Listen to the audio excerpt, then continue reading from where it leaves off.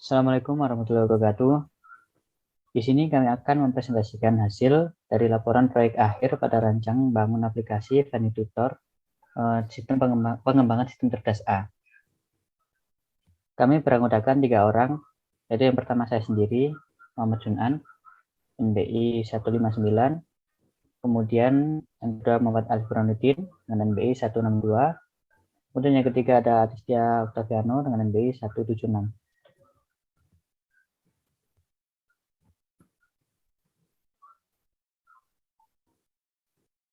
Bab 1 pendahuluan, latar belakang. Pentingnya kegiatan belajar tidak hanya berlangsung di dalam ruang kelas saja, tapi juga di luar lingkungan sekolah.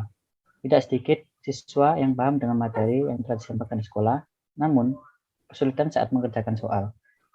Orang tua juga tidak dapat kita libatkan secara maksimal dalam kegiatan belajar karena keterbatasan waktu dan kemampuan materi yang dikuasai. Pada saat ini, permintaan guru les private atau tutor sudah semakin besar dan akan terus bertambah. Namun, masyarakat harus tetap jeli dalam memilih tutor yang aman dengan harga yang bersaing. Banyaknya kriteria yang menentukan kualitas keamanan tutor membuat harga yang ditawarkan sangat bervariatif. Maka dari itu, masyarakat membutuhkan sebuah wadah yang dapat memudahkan dalam mendapatkan guru tutor sesuai dengan keahlian yang dibutuhkan serta keamanan dan harga yang bersaing. Seiring dengan perkembangan teknologi saat ini, adanya sebuah aplikasi yang merupakan teknologi yang sedang berkembang pesat pada saat ini dapat menjadi solusi dari permasalahan tersebut. Maka dari itu, aplikasi e-commerce berbasis perangkat gerak mobile yang dinamakan tutor akan dibuat. Permasalahan. Pada permasalahannya yaitu keterbatasan waktu yang dimiliki di sekolah membuat kegiatan belajar tidak hanya berlangsung di dalam ruang kelas saja. Orang tua juga tidak dapat kita libatkan secara maksimal dalam kegiatan belajar karena keterbatasan waktu dan kemampuan materi yang dikuasai. Hal ini menjadikan tutor sebagai salah satu profesi yang cukup dibutuhkan dan menjanjikan. Namun, keterbatasan waktu dan lokasi membuat tutor kesulitan menemukan konsumen yang sesuai. Selain itu, kendala utama yang dihadapi konsumen adalah ketetapan harga tutor yang cukup mahal.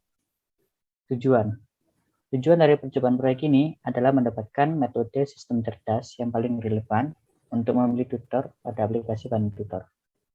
Manfaat dari proyek ini diharapkan dapat mempermudah orang tua dalam memilih guru les private atau tutor yang sesuai dengan profil dan kebutuhan dengan harga yang diinginkan, serta dapat dimanfaatkan sebagai daya tarik aplikasi Fanny Tutor.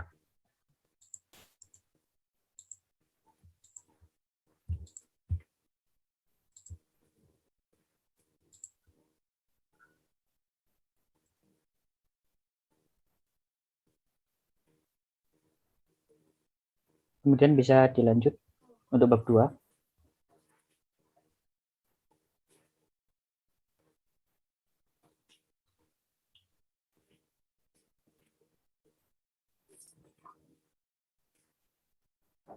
Untuk bab 2 ini data. Pengumpulan data. Pengumpulan data ini terdapat ID siswa, kelamin, usia, rating tutor, harga paket, kelas, dan jarak. Seperti tertera pada dokumen. Kemudian deskripsi statik data. Variabel linguistik yang digunakan sebagai berikut. Variabel input. Semua variabel input membentuk himpunan seperti berikut. Variabel input kelamin, laki, perempuan. Variabel input usia, yaitu variabel usia. Variabel input rating tutor, 1 sampai 100. Variabel input harga paket, murah, sedang, mahal. Variabel input jarak, dekat, sedang, jauh. Variabel input kelas, SD, SMP, SMA. Visualisasi data. Itu terdapat variabel, nilai deskripsi, dan tipe variabel. Di sini variabel tingkat kesulitan 1 sampai 6, kelas 1 sampai 6 SD, 7 sampai 9 kelas 1 sampai 3 SMP, 10 sampai 12 kelas 1 sampai 3 SMA, kemudian yang 13 itu untuk umum. Dengan tipe kategori itu kategori untuk zona daerah, zona 1 5 km, kurang dari jarak, kurang dari 10 km zona. Untuk zona 2, 10 km, kurang dari jarak, yaitu 15 km. Untuk zona 3, jarak kurang dari sama dengan 15 km. Kemudian untuk harga, itu harga murah mulai dari 35.000 sampai 60.000. Kemudian untuk sedang mulai dari 45.000 sampai 80.000. Untuk yang mahal mulai dari 80.000 sampai 110.000.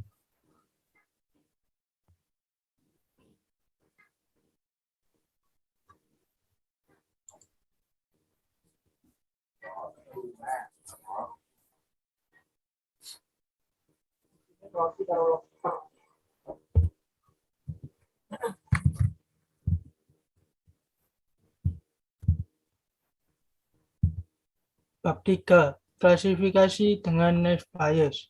Pertama, kita bisa melihat pembagian data training dan data tes seperti yang tertampil pada dokumen di layar. Kedua, kita hasil pembelajaran. Mula-mula kami membuat dataset seperti di atas menggunakan Excel. Dataset tersebut kemudian diimport ke dalam Jupyter Notebook yang telah berisi file coding program Naive Bayes yang telah kami buat. Seperti yang ada di layar di bawah ini. Setelah itu merubah data tersebut berupa angka, mengimport skill bab 3. Klasifikasi dengan Naive Bayes. Pertama, melakukan pembagian data training dan data test. Seperti yang dapat dilihat pada layar. Kedua, hasil pembelajaran. Mula-mula kami membuat dataset seperti di atas menggunakan Excel. Dataset tersebut kemudian diimport ke dalam Jupyter Notebook yang telah berisi file coding program Naive Bayes yang telah kami buat. Bisa dilanjut ke programnya.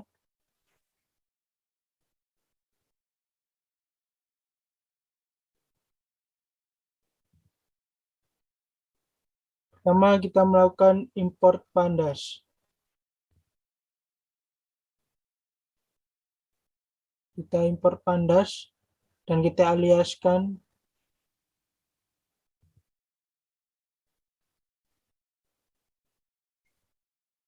Setelah itu kita dengan merubah data yang tadi menjadi angka dengan cara mengimport sklearn preprocessing. Sklearn sendiri memiliki fasilitas untuk memberi label, yaitu label encoder.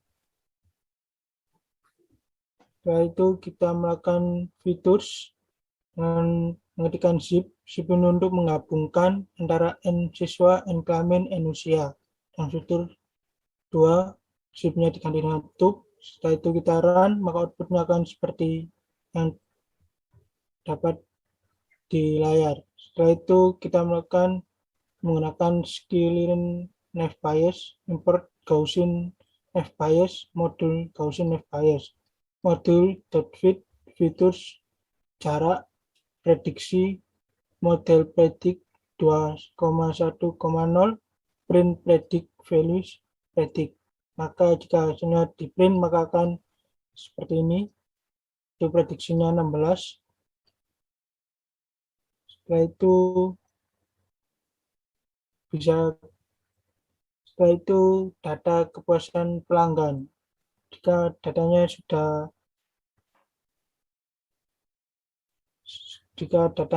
sudah berbentuk angka seperti ini, kita tinggal melakukan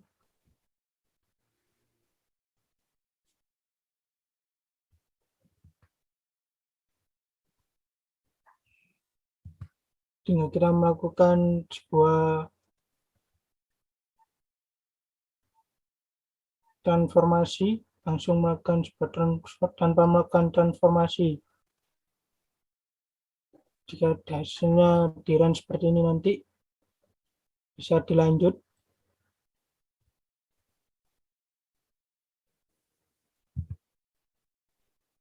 Setelah itu melakukan pembagian dua data, yaitu dengan function seleksi kita split pada data menjadi data training dan data testing. Yang dilihat data training di sini 80% dan data testnya adalah 0,2 yaitu 20%.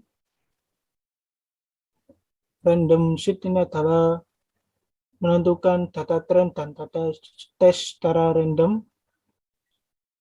Setelah itu kita prediksi dan memberikan scalar bias, trend modul fit, x trend, y train, y predict, modul predict, y x test. Tujuan dari prediksi untuk menghitung akurasi, jadi hasil model yang kita train akan diprediksi menggunakan prediksi dan disimpan di data prediksi, yaitu di Y-Predict. Setelah itu kita menghitung akurasi. Akurasi kita menggunakan scalar yang metrik. Kita ketik print accuracy. Untuk menghitung prediksi, kita membandingkan data prediksi dan data tes dengan menghitung akurasi skor. Jadi data tes ini dibandingkan dengan data prediksi. Dan kalau kita print maka hasilnya seperti ini. Mungkin bisa dilanjut ke bab 4.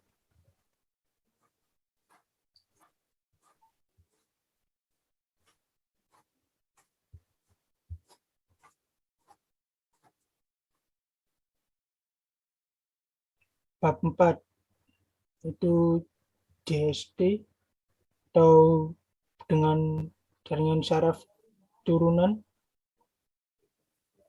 Pertama kita melakukan pembagian data training dan data test seperti yang dapat dilihat di layar. Dan ini data trainingnya dan data testnya juga. Bisa dilanjut lagi.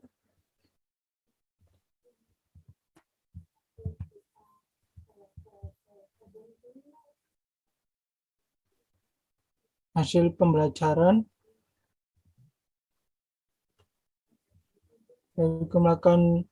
pertama kita mengimport sebuah library itu NumPy akan membantu kita dengan aljabar linear dan fungsional array-nya.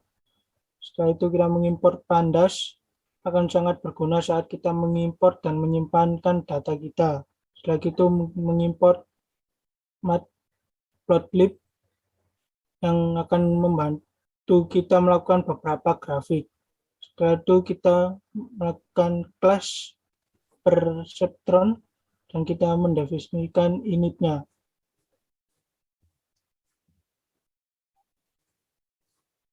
Dan mengetikkan iterasi 5 random sheet threshold min 1. Save ini adalah memanggil dirinya sendiri.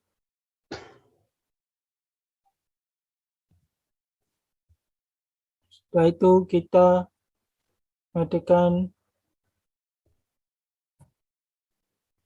random get generic, kita menggunakan fungsi fit, mengetikkan get random w ini adalah mula-mula dengan mengenerate random distribusi normal, scale-nya adalah 0,1 yaitu lonjakannya yang akan berbentuk shape 1.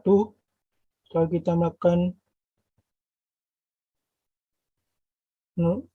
save.w npr 0,3 min 0,1 yaitu yang berarti 0,3 ini bobot mula-mula pertama dan min 0,1 bobot mula-mula kedua. Print kita memanggil data, save error kita telah menampilkan errornya, iterasi sebanyak 1, print threshold atau bias ini akan proses ini akan diulang sebanyak iterasi dengan error 0. Setelah itu kita lakukan target dengan print iterasi, print transfer data, error targetnya adalah Y yang diinginkan dari dataset dikurangi hasil prediksi. Kita memanggil data dengan print. Setelah itu kita update dengan kali alfa, kali prediksi ini tadi, kali error, kita panggil dengan print. Setelah itu kita panggil nilai baru dengan nilai lama ditambah dengan update. Kita panggil dan kita save error, bad error. Di sini misalnya kalau jumlah iterasinya belum 10, ternyata errornya sudah konvergen, maka tidak perlu melakukan iterasi. Jika masih lebih dari 0, maka iterasi akan diulang terus. Setelah itu iterasi sama dengan iterasi plus 1, ini maksudnya menuju jumlah iterasi selanjutnya. Bisa dilanjut.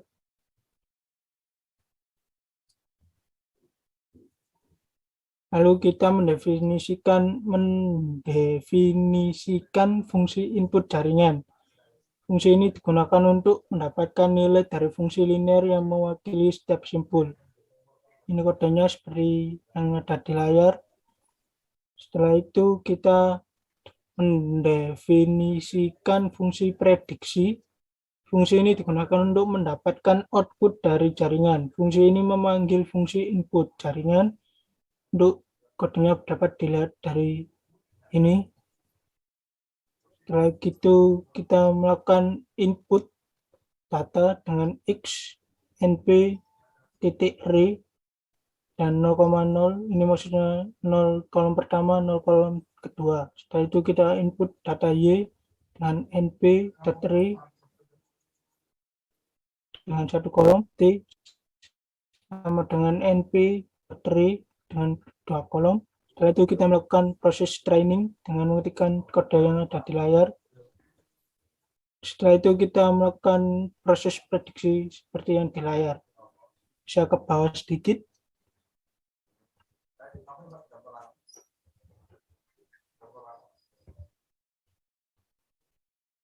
Setelah itu kita melakukan plot error untuk mode error.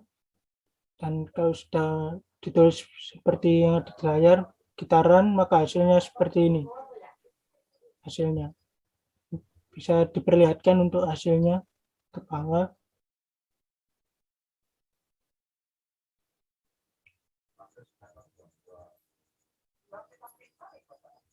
Hasilnya seperti ini. Ini ada iterasi sampai 35 dan sebuah grafik. Nah, seperti ini hasilnya. Bisa dilanjut ke bab selanjutnya.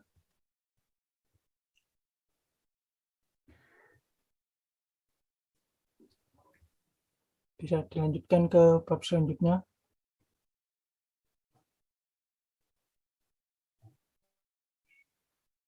Bab 5. Penerapan sistem fusi. Fungsi keanggotaan fusi. Fungsi keanggotaan adalah suatu karya yang menunjukkan pemetaan titik-titik input pada data ke dalam nilai keanggotaannya, derajat keanggotaan yang memiliki interval 0 sampai 1. Ini contoh implementasi dan evaluasi fusi interface yang ada di layar. Setelah itu keanggotaan fusi, klasifikasi ada murah, sedang, mahal. Harga X kurang 50.000, 50.000 sedang 50.000 sampai 100.000, mahal X lebih dari 75.000. Setelah itu ada keanggotaan jarak. Klasifikasi dekat X kurang dari 15 km, sedang 15 km sampai 30 km, jauh X kurang lebih dari 30 meter. Bisa dilanjut lagi.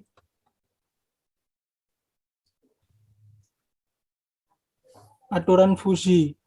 Sistem interferensi fusi adalah sistem kerja komputer yang didasarkan pada konsep teori fusi, aturan fusi, if, then, dan logika fusi.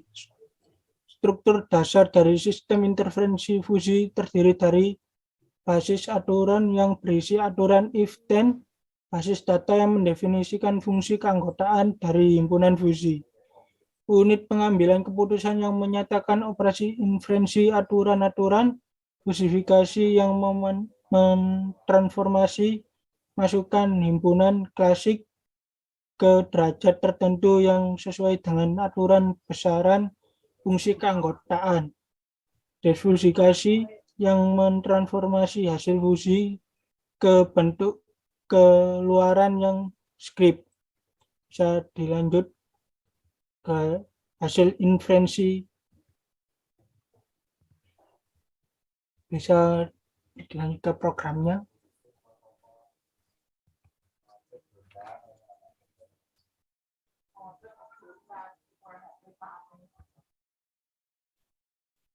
Pertama, kita harus melakukan instalasi sistem fusi. Setelah itu, kita melakukan library atau import package dengan NumPy, skfusi, dan skfusi import control, dan matplotlib. Setelah itu, kita mendeklarasikan variabelnya seperti yang ada di layar. Setelah itu kita run, maka hasilnya akan seperti ini di hasilnya. Setelah itu kita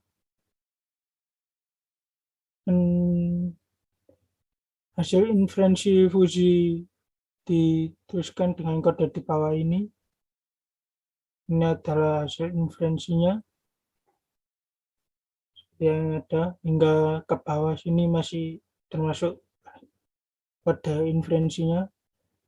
Setelah itu kita print inferensi fusi sama dengan 8,38. Ini adalah hasil inferensi fusinya. Bisa dilanjut ke bab selanjutnya.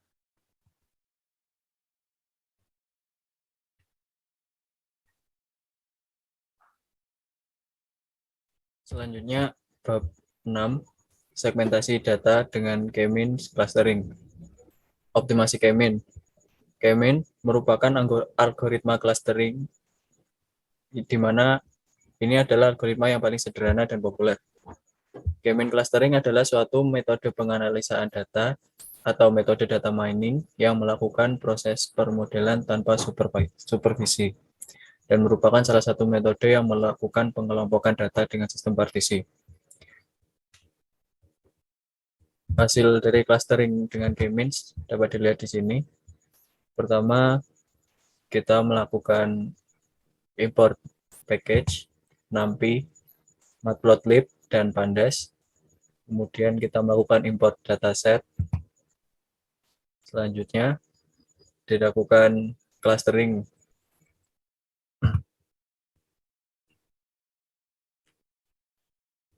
Di sini menunjukkan grafik, di mana grafik sikunya berada di antara 2 dan 3.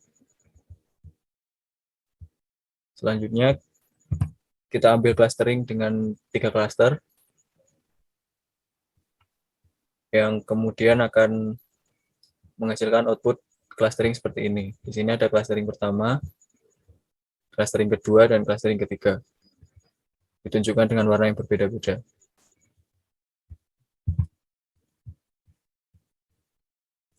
Evaluasi kinerja dari K-means sendiri dapat ditentukan hasil klasifikasi data secara K-means.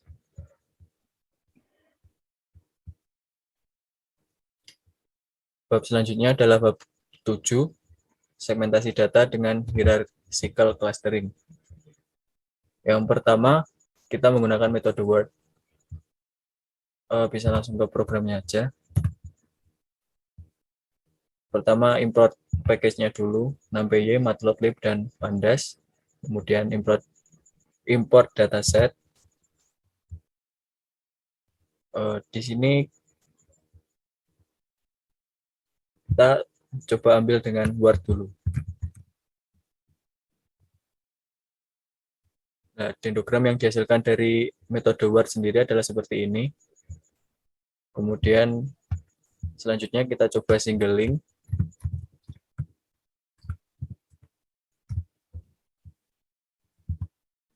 Dendrogramnya seperti ini.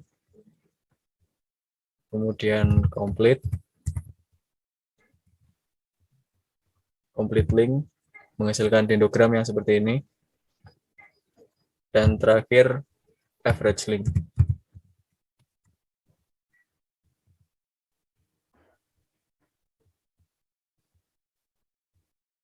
Seperti ini. Selanjutnya, kita lakukan agglomerative clustering dengan 3 klaster agar memunculkan klaster seperti berikut.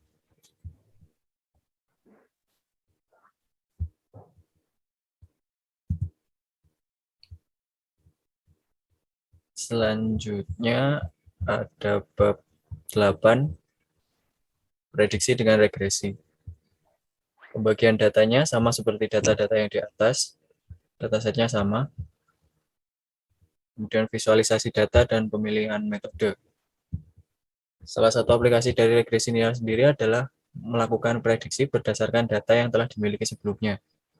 Pada kasus ini kami menggunakan metode regresi linear sederhana. Regresi linear sederhana adalah metode statistik yang berfungsi untuk menguji sejauh mana hubungan sebab akibat antara variabel faktor penyebab terhadap faktor akibat. Regresi linear sederhana atau sering disingkat dengan SLR juga merupakan salah satu metode statistik yang dipergunakan dalam produksi untuk melakukan peramalan atau prediksi tentang karakteristik kualitas maupun kuantitas. Hasil pembelajarannya bisa dilihat di program. Pertama-tama kita import library dulu seperti biasa. Kemudian lakukan pembacaan dataset regresi yang kemudian memunculkan datasetnya. Kemudian kita describe. Selanjutnya datasetnya dimasukkan ke data CDF ini untuk mengambil data usia, harga paket, dan jarak. Kemudian dibuat diagram batang dengan hasil ini, usia, harga paket, dan jarak. Kemudian data tersebut dilakukan scatter adalah melakukan persebaran data. Maka selanjutnya, data tersebut dibagi menjadi 2, yaitu data test dan data train. Data trainnya sebanyak 80% dan tesnya 20%.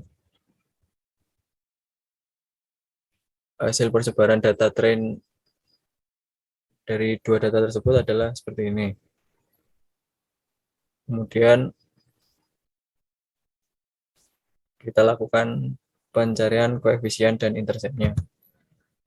Data tersebut yang mengambil harga paket dan jarak menghasilkan koefisien 0,8375 serta intercept minus 24,2625.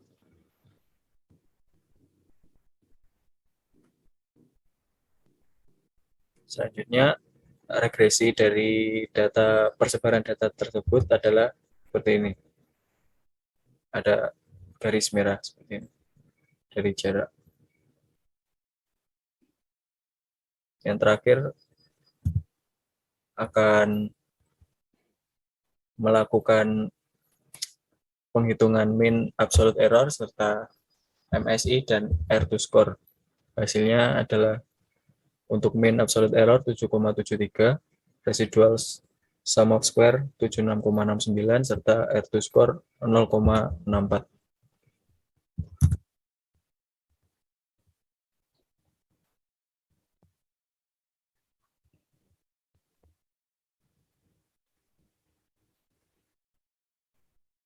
Untuk bab 9 yaitu kesimpulan.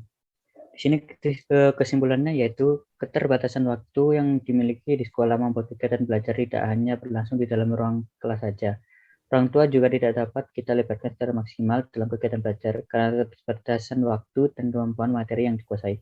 Hal ini menjadikan tutor sebagai salah satu profesi yang cukup dibutuhkan dan menjanjikan. Namun, keterbatasan waktu dan lokasi membuat tutor kesulitan menemukan konsumen yang sesuai. Selain itu, kendala utama yang dihadapi konsumen adalah ketetapan harga tutor yang cukup mahal.